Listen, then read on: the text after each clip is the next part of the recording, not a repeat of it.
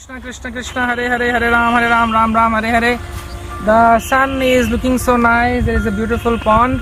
We are here in this beautiful place called Agra, and Krishna willing, this place is going to be a beautiful temple of ISKCON Agra. And today is a very special day. Today is 14th of February, which is considered to be the Lovers' Day. Love, I love you, you love me, and that is okay, that's fine.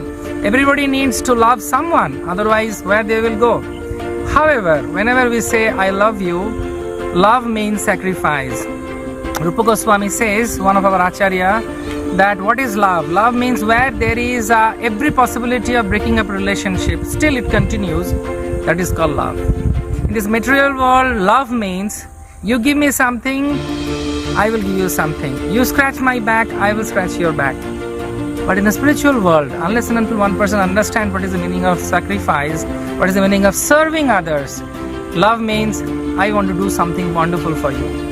And that is the reason when a living entity comes to this realization that I need to love God or Krishna in precisely, then what happens? He can love everyone. Because when we love the common Father, which is Krishna, then you can love everyone. Let us love our real lover who loves us all from the core of his heart, that is Krishna himself.